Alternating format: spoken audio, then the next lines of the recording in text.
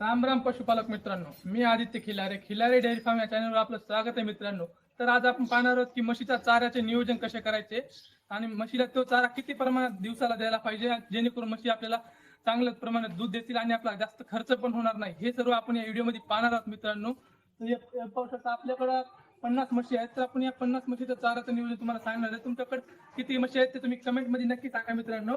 तर मित्रांनो, सर्वप्रथम आपले चाऱ्याचे दोन प्रकार पडतात, एक ओला चारा आणि सुका चारा. तर मित्रांनो, आपण आधी पाहू सुक्या चाऱ्याचे कसे नियोजन करतात. कारण आपल्याकडे सध्या सुका चाराच गोळा करण्यात चालू आहे. तर मित्रांनो, आपण सुका चाऱ्यामध्ये म्हशीला सोयाबीनचं भुसकट, हरभऱ्याचं भुसकट आणि कडबा हे तीन म्हशीला आपण सुका चारा म्हणून देतो. तर मित्रांनो, आपण सुका चारा देताना एक गोष्ट लक्षात ठेवायची की जो सुका चारा आहे तो नेहमी म्हशीला पाणी पाजायच्या आत द्यायचा, जेणेकरून म्हशी तो चारा खाल्ल्यानंतर म्हशीनं पाणी जास्त प्यावं आणि आपल्या दुधाचे प्रमाण वाढवावं चाऱ्यामुळे. आणि दुसरा मित्रांनो, आपण जर म्हशीच्या पाणी प्यायल्यानंतर जर दिलं तर डबल म्हशीला ताण लागेल. तर म्हशीला आपण एका दिवसात किती वेळेस पाणी पाजू शकत नाही. सोडणे बांधणे आपल्याला का दुसरी कामात अडचण येते. त्यामुळे आपण जेणेकरून हे सुका चारा आहे तो पाणी पाजायच्या म्हशीला आधी टाकावा. जसं दूध काढलं आणि पेन खाऊ घातल्यानंतर हा चारा टाकला पाहिजे, जेणेकरून म्हशी जास्त जास्त पाणी पितील आणि आपल्या दुधाचीही वाढ होईल. आणि मित्रांनो, हा चारा म्हणजे आपण स्टॉक करून ठेवायचा, जेणेकरून आता सोयाबीन आहे, सोयाबीनचा आपण भुसकट जेणेकरून जितकं होईल तितकं स्टॉक मारून ठेवायचं, जेणेकरून आपल्याला पुढे पावसाळ्यात त्याची मदत खूप मिळेल मित्रांनो. आता बघा, आपल्याकडे आपण जमा करून ठेवलेलं आहे सोयाबीनचं भुसकट. तुम्हाला सांगतो, इकडे आहे, हे पाहू शकता मित्रांनो. आपण आता थोडंसं ठेवलेलं आहे, आपल्याकडे अजून बरं आणायचं बाकी आहे आपल्याकडे मित्रांनो. आणि हे बघा, दुसरे सुक्या चाऱ्याची वळी आपल्याकडे इकडे, म्हणजे ती कडबा आहे मित्रांनो. ज्वारी असते ना, त्याचे कडबा म्हणतात आमच्या इकडं. हे आपल्या महाराष्ट्रात हे दोन जास्त चालले जातात सुक्या चाऱ्यामध्ये, कडबा किंवा हरभऱ्याचं आणि सोयाबीनचं भुसकट. हे आपल्याकडे प्रामुख्याने तीन सुक्या चाऱ्यामध्ये एक प्रकार येतात मित्रांनो. हे बघू शकता तुम्ही. हे आपण जे सोयाबीनचं पीक असतो ते काढल्यानंतर असा भुसा उरतो, हे म्हशीला चांगलं खाण्यासाठी असतो मित्रांनो सुक्या चाऱ्यामध्ये. आणि हे आपल्याकडे ज्वारी आहे, ज्वारीचा कडबा मित्रांनो, हे पण चांगल्या प्रकारे राहतं म्हशीला आणि स्वस्तात मिळतं मित्रांनो. नेमकं म्हणजे हा चारा आता बरेच शेतकरी ह्याला जाळून टाकतात, तर हे तुम्हाला सहज उपलब्ध होते महाराष्ट्रासारख्या ठिकाणी मित्रांनो. तर चला मित्रांनो, आपण दुसरं नियोजन बघणार आहोत की ओला चाऱ्याचं मित्रांनो. तर मित्रांनो, ओला चारा म्हणजे ओला चाऱ्यात काय काय द्यावं म्हशीला, एक आपलं मक्का, हत्ती घास, आणि मित्रांनो आपल्याकडे जागा उपलब्ध असेलच तर आपण मेथी घास बी करावा मित्रांनो. इकडे आपण मेथी घास सगळं इकडे नियोजन केलेलं आहे. आपण इकडे म्हशीला चाऱ्यासाठी आपण नियोजन केलेलं बघू शकता मित्रांनो तुम्ही. हे बघा मित्रांनो, ही तर एका तासात आम्ही मधुमक्का लावलेली आहे. ह्याच्यात बघा 3 प्रॉफिट मित्रांनो. हे आपली मधुमक्का, ह्याच्यापासून आपल्या कणसाचा सुद्धा पैसा होतो. हे बघू शकता, हा एक आपण अलग प्रकारचा हायब्रिड घास आलेला आहे आपण मार्केटमध्ये, तो घास लावलेला आहे.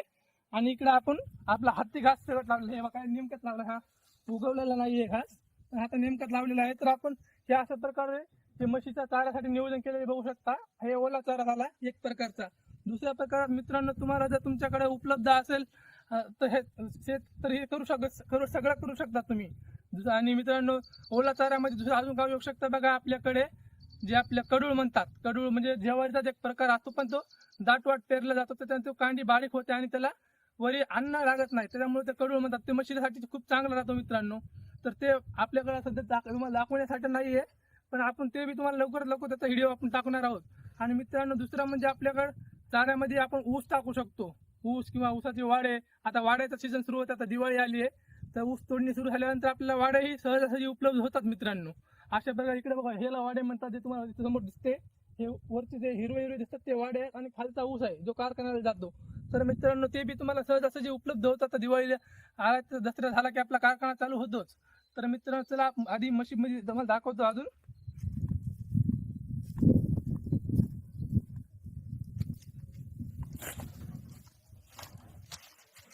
तर बघू शकता मित्रांनो, आम्ही अशा प्रकारे म्हशीचा चाराचं नियोजन करतो. बघा, हे बघा तुम्ही, हे बघू शकता, आम्ही ही म्हशीला पाणी पाजायच्या आधी हे पाणी पाजल्यानंतर कडबा टाकलाय आणि त्याच्या आधी आपलं सोयाबीनचं भुसकट टाकलाय. आता तिसरी वैरण म्हणजे आपण ओलीवर टाकणार आहोत, जी मक्का आता शेतातून मक्का आणायची राहिली मित्रांनो, ती मक्का आपली येणार आहे. तर सांच्यापारच्या वेळी आपण ओला चारा म्हणजे मक्का टाकणार आहोत. आणि मित्रांनो, तुमच्याकडे ओला चारा म्हणून जर तुमची शेती जास्त नसेल तर तुम्ही मेथी घास करू शकता मित्रांनो. आता बरेच लोक म्हणतात की मेथी घासाने दूध वाढत नाही. मित्रांनो, मेथी घासाने घोडा पळतो तर म्हशी जगू का शकत नाही. म्हशी चांगल्या प्रकारे दूध देतात मेथी घासाने बी. असे बरेच जण म्हणतात की मेथी घास टाकल्यावर म्हशी दूध देत नाही, तर तसं काही नाही मित्रांनो. मेथी घास टाकल्या सुद्धा म्हशी भरपूर प्रमाणात दूध देतात. आणि मित्रांनो, पुन्हा दिवसाला देण्याचं प्रमाण किती द्यायचं चाऱ्याचं, कारण जेणेकरून आपल्याला लॉस होऊ नये त्याप्रमाणे आपण दिलं पाहिजे. तर मित्रांनो, एका म्हशीला आपण दिवसात 20 ते 25 किलो खाद्य दिलं पाहिजे, ज्यामध्ये आपली 5 किलो पेंड आणि 20 किलो चारा आला पाहिजे. तर 10 ओला चारा किती द्यायचा आणि सुका चारा किती द्यायचा हे तुम्हाला सांगतो मित्रांनो. 10 किलो ओला चारा आणि 10 किलो सुका चारा, जेणेकरून ते दूध पण मेंटेन राहील आणि आपलं स्वतःचं बी जे आर्थिक बजेट आहे ते बी खाली जाणार नाही, कारण म्हशीला खाऊ घालण्यास बऱ्याच जणांचा घाम निघून जातो मित्रांनो.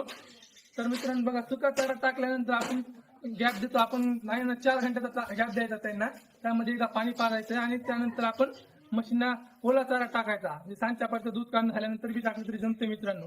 आणि ओल्या चाऱ्यामध्ये मित्रांनो तुम्हाला सांगितलं जे जे सांगितलं ते टाकायचे आणि तसंच अशाप्रमाणे आपण नियोजन केलेलं आहे. आणि मित्रांनो, होईल तितका वरून स्टॉक करून ठेवायचा.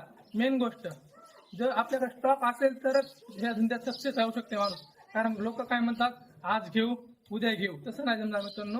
तुमच्याकडे कमीत कमी 3 ते 4 महिन्याचा स्टॉक पाहिजे वैरणीचा, जेणेकरून ऐन टायमाला वैरण मिळणार नाही. हे बघा, आता बुस्कट संपलं, पावसाळ्यात हे सीझन गेलं, नंतर तुम्हाला कुठून मिळणार हे बुस्कट? नंतर तुम्हाला मिळेल बी बऱ्याच जागा स्टॉक करून सुद्धा विक्रीसाठी, ते महाग मिळेल. हे शेतकऱ्याकडून तुम्हाला समोर सहजासहजी उपलब्ध होईल कमी पैशात, जेणेकरून आपलं बजेट पण राहील. तर अशा प्रकारे मित्रांनो स्टॉक झाला पाहिजे वैरणीचा. बराच स्टॉक ठेवणं म्हणजे आपली दूध व्यवसायात ही मेन गोष्ट आहे की चाऱ्याचा स्टॉक करणं आणि जिथे चारा आपण जपून वापरणं मित्रांनो. तर बघू शकता आपण जर आता मित्रांनो हे सर्व मशीनला सुतार घेऊन खाऊन टाकलेलं आहे. तुम्हाला वाटतं की सोयाबीनची कुट्टी खायची नाही मशीन, तर सोयाबीनचं सर्व बुस्कट त्या मशीन खाऊन टाकलं मित्रांनो. आपण यांना किती प्रमाण देतो, तर एक आपलं हे टोपलं दाखवू शकता. हे टोपलं 1.5 ते 2 टोपले आपण एका म्हशीला टाकतो. हे जास्त ना बघा, 5 ते 7 किलो हे बसतं एका म्हशीला. तर मित्रांनो, सुका चाराही जास्त प्रमाणात नाही टाकू नये, कारण त्यांनी बी म्हशीला पचन करण्यात थोडी अडचण होती. त्याप्रमाणे आपण तो सुका चारा म्हशीला दिला पाहिजे आणि त्या सुका चारा दिल्यानंतर त्याला पाणी पण लवकरात लवकर दिलं पाहिजे, जेणेकरून तो चारा बी त्यांना पचन क्रियेसाठी सोपा जातो. आणि मित्रांनो, आपण आपल्या म्हशीला चाऱ्याचं प्रमाण सांगितलं तुम्हाला आणि कोणता चारा टाकायचा हे सगळं सांगितलं. पण मित्रांनो, आता मेन गोष्ट आली म्हणजे त्यांना खुराक काय द्यावा. तर बरेच जण खुराकामध्ये ते बियाचा चोथा देतात, ते पण चांगलं आहे मित्रांनो. पण त्याहून चांगलं काय, तर मित्रांनो, जेणेकरून आपलं दूध वाढेल, तर आपण सरकी पेंड देऊ शकतो किंवा शेंगदाण्याची पेंड आणि भैलूल असते बघा, ते गोल प्रकार असते पेंडीसारखा, ते देऊ शकतो. तर चला आम्ही तुम्हाला दाखवतो की खुराकामध्ये आपण पेंड देतो. तर तुम्हाला पेंडीचा प्रकार दाखवतो. आपल्याकडे 2-3 प्रकारचा पेंड देतो आपण.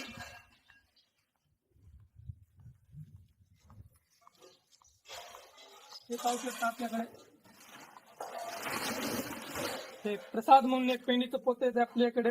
ह्या प्रकारचे पेंड खूप चांगले जाते आणि त्या कुंकलाचा भाव मित्रांनो 4000पर्यंत राहतो. आणि हे दुसरे मित्रांनो हे पाहू शकता, हे मराठवाडा पेंड आपल्या इथं मराठवाड्यात तयार होते, मराठवाडा ब्रँडची पेंड, ही सगळं तुम्ही देऊ शकता. आणि मित्रांनो, आजसोबत जर तुम्ही थोडं सोयाबीन दिलं तरी जमते. अशा प्रकारे मित्रांनो, म्हशीला खुराक ही जरुरी आहे मित्रांनो, जेणेकरून म्हशी आपले दूध देण्याची क्षमता पूर्ण दुधाच्या क्षमतेने दूध देऊ शकतात. आणि बघू शकता मित्रांनो, आपल्याकडे कसल्या म्हशी तयार झालेल्या आहेत या खुराकामुळे. आपण यांना दिवसात खुराक किती द्यायचं ते महत्वाचं मित्रांनो. तर मित्रांनो, या म्हशींना दिवसात कमीत कमी 5 किलो खुराक दिला पाहिजे, म्हणजे सकाळी 2.5 आणि संध्याकाळी 2.5 याप्रमाणे आपण यांना खुराक दिला पाहिजे मित्रांनो. अशा प्रकारे आपण या म्हशी झोपू शकतो आणि आपला फायदा जास्त होऊ शकतो कमी खर्चात, जेणेकरून आपण आता सर्व खर्च करून त्याच्यात आपल्याला काय उरत ना, आपण यांना खूप काय खाऊ घातलं असं नाही जमत मित्रांनो. सगळं मेंटेन मध्ये ठेवलं पाहिजे. थोडं जास्त प्रमाण नाही आणि कमी प्रमाणात नाही, मेंटेन प्रमाणात आपण यांना चारा पण दिला पाहिजे. तर आपल्या म्हशी पण मेंटेन राहतील आणि आपला खर्च पण मेंटेन राहील, आपलं उत्पन्न जास्त प्रमाणात वाढेल आणि दूध जर आपल्याला चांगलंच मिळेल. तर अशा प्रकारे मित्रांनो, आपण चाऱ्याचं नियोजन केलं असेल. आपला व्हिडिओ आवडला असेल लाईक करा आणि तुम्ही आपल्या युट्यूब चॅनलवर नवीन असाल तर आपल्या चॅनलला सबस्क्राईब करा आणि कमेंटमध्ये सांगा की उद्या कशाची माहिती पाहिजे.